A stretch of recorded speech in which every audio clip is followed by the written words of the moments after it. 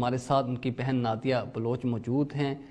جی Nadia, بہت شکریہ آپ نے رائٹس واچ کو وقت دیا۔ اب بتائیے گا، آپ نے جو ہے اس توسیع کے خلاف اس وقت سپریم کورٹ سے رجوع کیا ہے، تو اس میں ابھی تک کیا پیش رفت ہوئی ہے اور آپ کو سپریم کورٹ سے کیا توقعات ہیں؟ آپ سب لوگوں کو بہت بہت شکریہ۔ سب سے پہلے تو میں یہ کہنا چاہتی ہوں کہ توقعات تو ہمارے ہائی کورٹ سے بھی بہت زیادہ تھے۔ مطلب جو 3 MP کے خلاف جو ججمنٹس تھے high court, Balochistan high court کے، سب سے زیادہ تھے، لیکن جو توقعات یا جو امیدیں ہم لوگوں نے بلوچستان ہائی کورٹ سے لگائی ہوئی تھی، وہاں پہ ہمیں انصاف نہیں ملا، وہاں پہ ہمیں سننا نہیں گیا۔ تو وہی توقعات اور وہی امیدیں لے کر ہم سپریم کورٹ تک گئے ہیں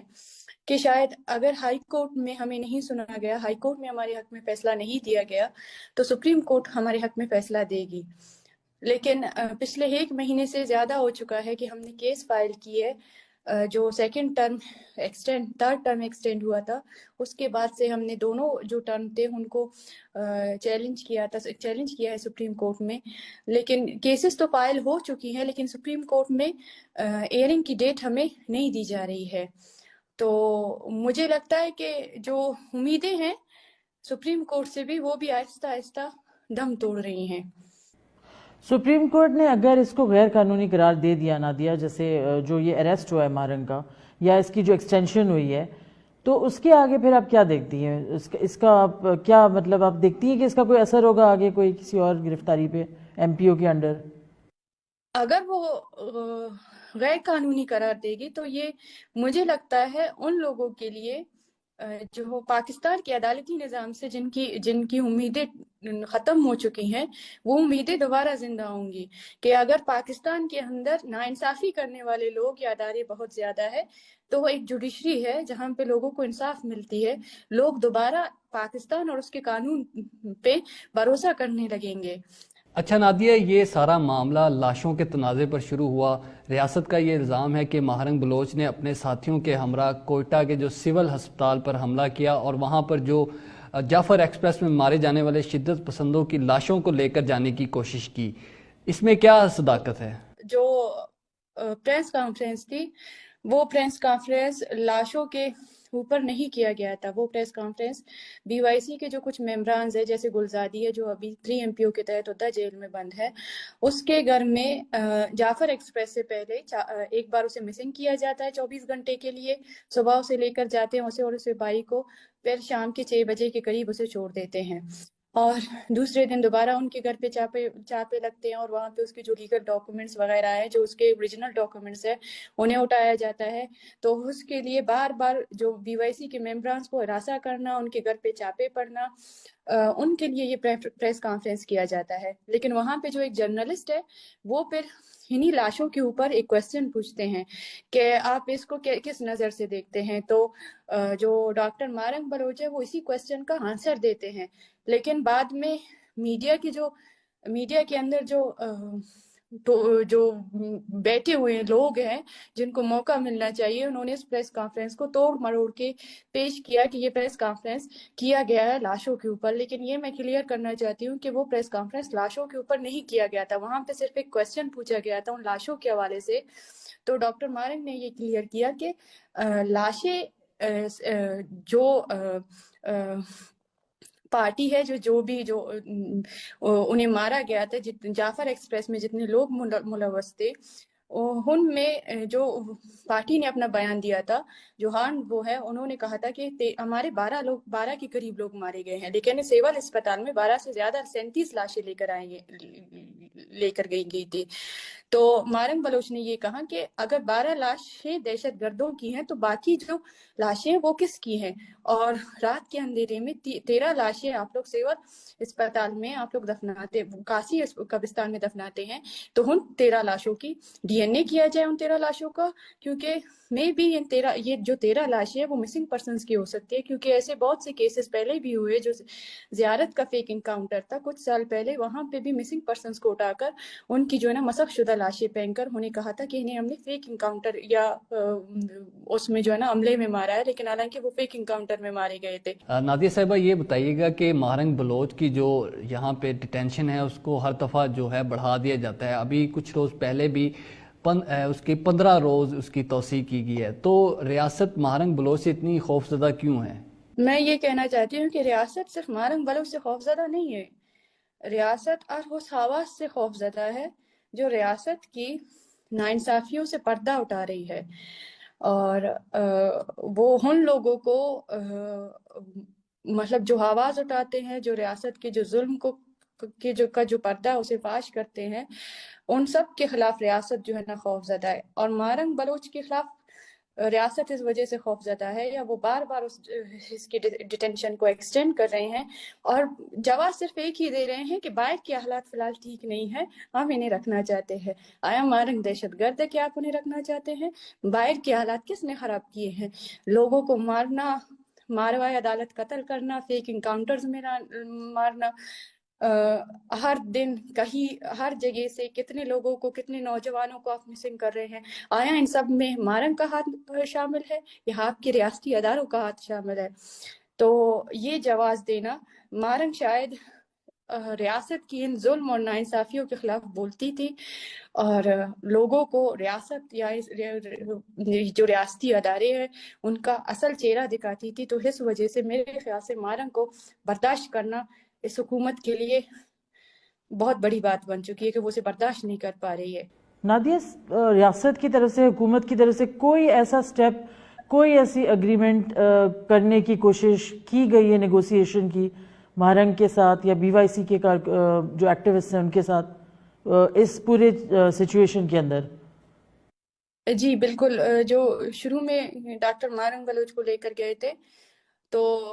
شروع کے دنوں میں حکومت کے کچھ نمائندے آئے تھے اور انہوں نے مذاکرات کرنے کی کوشش کی تھی، اور انہوں نے وہ کچھ ڈاکومنٹس لے کر آئے تھے کہ آپ ان ڈاکومنٹس پہ سائن کریں،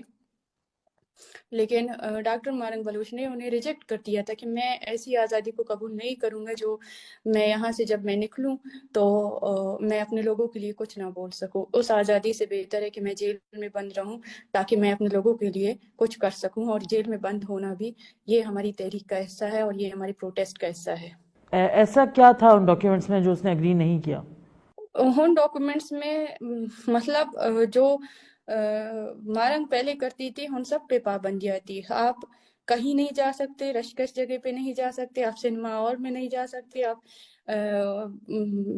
گراؤنڈز میں نہیں جا سکتے، آپ جلسے جلوس نہیں کر سکتے، آپ تقریر نہیں کر سکتے، آپ احتجاج نہیں کر سکتے، مطلب اس کا جو قانون اور پاکستان کے آئین نے کسی سٹیزنز کو دیے ہے، right to assembly, right to speech, ان سب پہ پابندیاں تھی، تو وہ اس آزادی سے، اس معاہدے پہ سائن کرنے سے ماہرنگ نے جو ہے نا جیل میں بند رہنے کو ہی ترجیح دی۔ اچھا نادیہ صاحبہ، D G I S P R کی طرف سے کئی دفعہ پریس کانفرنسز میں نام لے کر بی وائی سی اور ماہرنگ بلوچ کو دہشت گردوں کی پروکسی کہا گیا ہے، اس پر آپ کے کیا تاثرات ہیں؟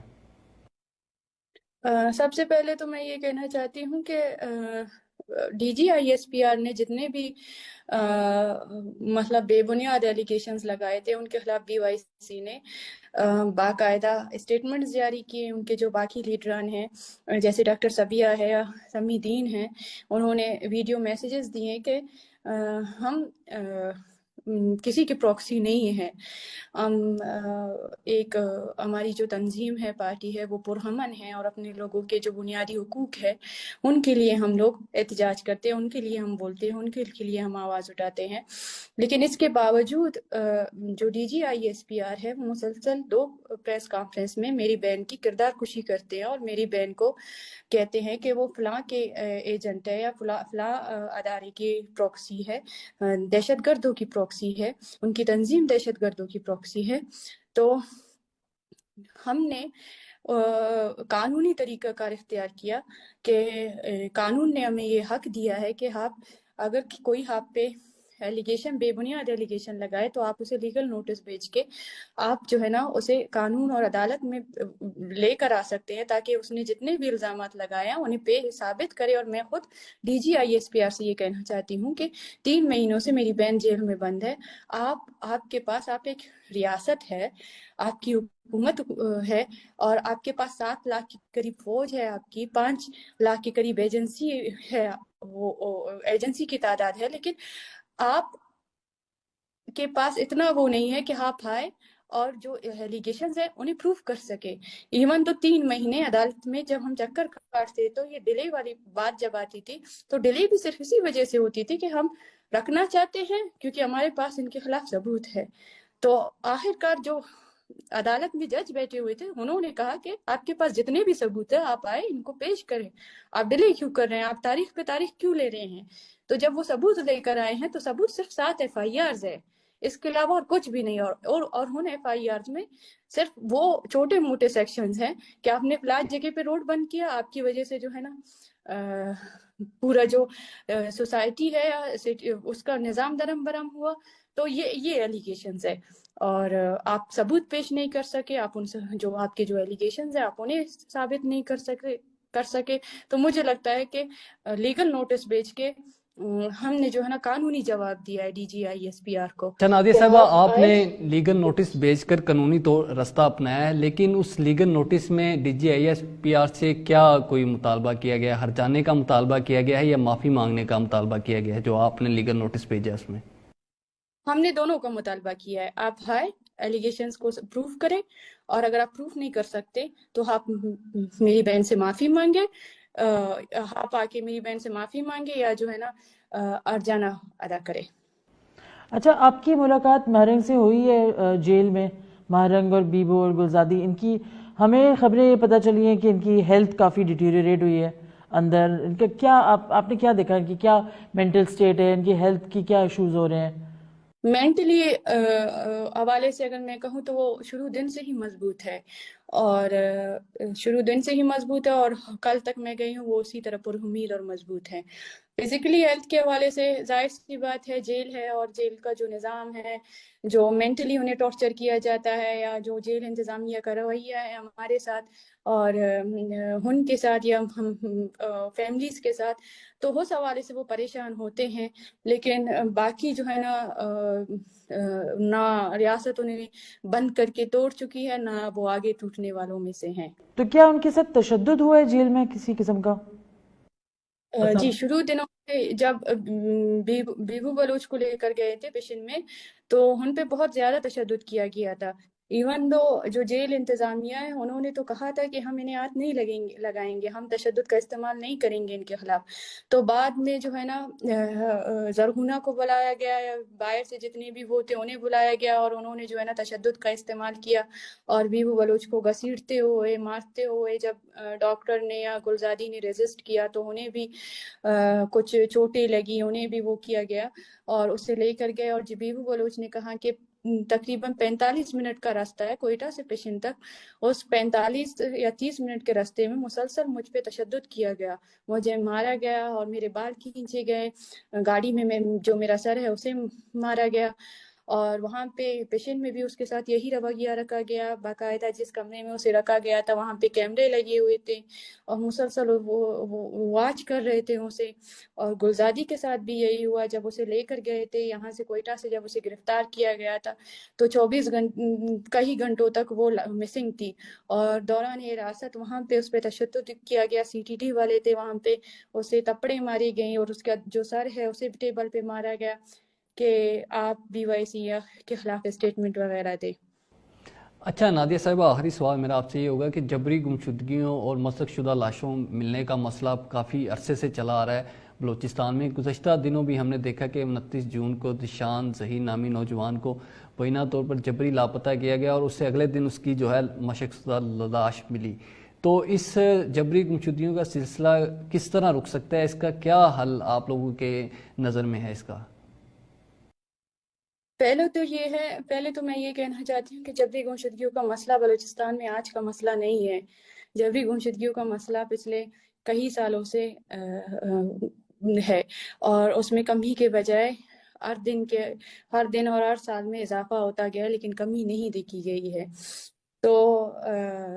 दूसरी बात मैं ये कहना चाहती हूँ कि जो जीशान का वाकया है اس طرح کے اور بھی بہت زیادہ واقعہ ہیں کہ ریاست ان آوازوں کو دبانا چاہتی ہے جو اپنے لوگوں کے لیے آواز اٹھا رہے ہیں، جو اپنے مسنگ پرسن، جو ان کے لوگ مسنگ ہیں ان کے لیے آواز اٹھا رہے ہیں، ان کے لیے پروٹیسٹ کر رہے ہیں، ان کے لیے عدالت اور قانون کا دروازہ کٹکھٹا رہے ہیں کہ آپ اور دوسری بات کہ بی وائی سی کو جو D G I S P R یا جو میڈیا میں بیٹھے ہوئے ان کے ٹولے ہیں جو ڈاکٹر مارنگ اور بی وائی سی کے کردار کشی کرتی ہے، انہیں انڈیا کا یا دہشت گردوں کی پروکسی کہتے ہیں، تو بی وائی سی کا موقف بھی یہ ہے، وہ اپنے احتجاج میں، وہ اپنے ریلیوں میں یہی کہتی ہے کہ آپ جن لوگوں کو اٹھا کر لے کر جا رہے ہیں، آپ اپنے قانون اور آئین اور عدالتوں پہ بھروسہ رکھیں، یقین رکھیں، آپ انہیں قانون اور عدالت میں لے کر آئے، پیش کریں، انہوں نے جو بھی جرم کیا اسی حساب سے انہیں سزا دیں۔ اور لیکن ایسا نہیں ہو رہا ہے، الٹا ان لوگوں کو جو پہلے سے مسنگ تھے اب ان کے لیے آواز اٹھانے والوں کو بھی مارا جا رہا ہے یا تو مسنگ کیا جا رہا ہے۔ اس سارے سچویشن کا اثر آپ کیا کہیں گی خاص طور سے یوتھ پہ بلوچستان کے، اور ماہرنگ کا اریسٹ ہونا، اس کا اثر بی وائی سی ایکٹیوسٹ کے اوپر کچھ ہوا ہے، نیگیٹو ہوا ہے، یا ویسے ہی اسی طرح سے سرگرم ایکٹیوسٹ اسی طرح سے سوچ رہے ہیں کہ ہم آگے بڑھتے جائیں گے، یا تھوڑا سا مورال ڈاؤن ہوا ہے؟ آپ کیا سمجھتی ہیں؟ میں سمجھتی ہوں ایسا کچھ نہیں ہوا ہے، کیونکہ بلوچستان میں مطلب 75 سالوں سے ایک نسل مزاحمت کرتی ہے تو دوسری نسل کو مار دیتے ہیں، تیسری نسل اٹھتی ہے، چوتھی نسل اٹھتی ہے، تو ریاست کا جو ظلم ہے اس کے خلاف وہ بولتے رہتے ہیں۔ اور بی وائی سی کے مارنگ کے گرفتار ہونے کے بعد مجھے نہیں لگتا کہ بی وائی سی کے کسی کام پہ بھی کوئی بھی اثر پڑا ہے۔ بی وائی سی کا مطلب کچھ لوگوں کے لیے بی وائی سی صرف پروٹیسٹ اور دھرنوں تک محدود ہے، لیکن میرے خیال میں کہ بی وائی سی پروٹیسٹ اور دھرنوں سے ہٹ کر بھی بہت زیادہ کام کر رہی ہے، اور وہ پہلے جو کام کر رہی تھی اس کا کام ابھی بھی جاری اور ساری ہے، اور اس کا نہ مورل ڈاؤن ہوا ہے سوسائٹی کے اندر، نہ لوگوں کے اندر، اور نہ خود اپنے اندر۔ جی بہت شکریہ